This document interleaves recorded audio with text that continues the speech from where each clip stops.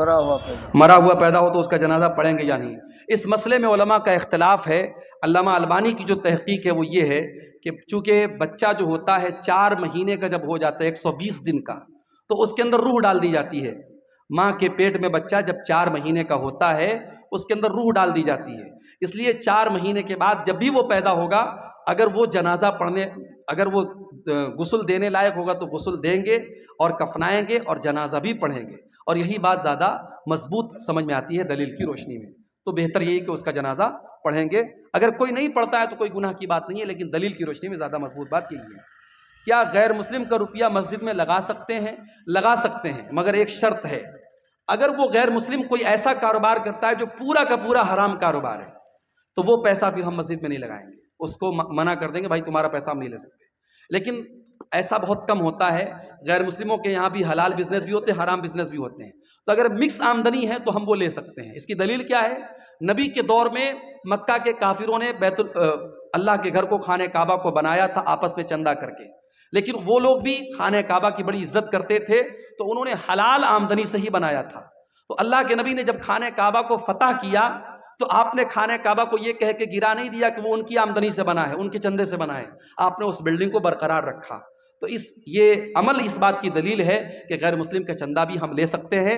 شرط یہ ہے کہ اس کی آمدنی ہے حلال آمدنی بھی شامل ہو. اگر مکمل حرام کی آمدنی ہے تو پھر ہم اس کا چندہ نہیں لیں گے. گائے یا بیل کا عقیقہ دے سکتے ہیں یا نہیں؟ نہیں دینا چاہیے، مناسب نہیں ہے. اس لیے کہ عقیقہ کے جانور میں جہاں بھی حدیث میں ذکر ہے چھوٹے جانور کا ذکر ہے. بعض علماء نے بڑے جانور کو جائز قرار دیا ہے، مگر دلیل کے اعتبار سے اس کی کوئی مضبوط دلیل نہیں ملتی. جہاں پر بھی حدیثوں میں ذکر ہے چھوٹے جانور کا ذکر ہے. آپ بکرا بکری کر سکتے ہیں، بھیڑا بھیڑی کر سکتے ہیں، دمبا وغیرہ کر سکتے ہیں، لیکن بڑے جانور کا ثبوت عقیقہ میں نہیں ملتا ہے. کیا سردار کے پاس فطرہ جمع کر کے کیا کریں گے؟ اس کو تقسیم کریں گے. دیکھیے، فطرہ کے سلسلے میں حدیث میں صرف اتنا آتا ہے کہ ہر مسلمان پر، چاہے وہ مرد ہو، چاہے وہ عورت ہو، چاہے وہ بچہ ہو، چاہے وہ جوان ہو، فطرہ فرض ہے. نبی کے دور میں اس کی ایک اجتماعی شکل ہوتی تھی. لوگ اللہ کے نبی کے پاس جمع کرتے تھے اور وہاں سے وہ غریبوں کو دیا جاتا تھا. تو آج اگر آپ وہ شکل اپنا رہے ہیں، اپنے سردار کے پاس اکٹھا کر رہے ہیں اور وہاں سے وہ غریبوں کو دیا جا رہا ہے، بہت اچھی بات ہے. ہاں، تو کوئی حرج کی بات نہیں، اس میں کوئی دقت کی بات نہیں ہے. اجتماعی شکل میں دیا جا سکتا ہے. شرط یہ ہے کہ اس کا، دیکھیے، زکوٰۃ ایک الگ چیز ہوتی ہے. فطرہ کی رقم ہم صرف فقراء اور مساکین کو دے سکتے ہیں. فطرہ کی رقم مسجد میں نہیں دے سکتے. فطرہ کی رقم سے امام کی تنخواہ نہیں دے سکتے. فطرہ کی رقم سے کسی مولوی کو نذرانہ نہیں دے سکتے. جو غریب اور فقیر اور مسکین لوگ ہیں ان کی ضرورتوں کو ہم فطرہ سے پورا کر سکتے ہیں اور کسی مصرف میں اس کو نہیں لگا سکتے. کوئی حرج کی بات نہیں، اپنے سے بانٹ سکتے ہیں. کیا میت کے نام سے افطار کرا سکتے ہیں؟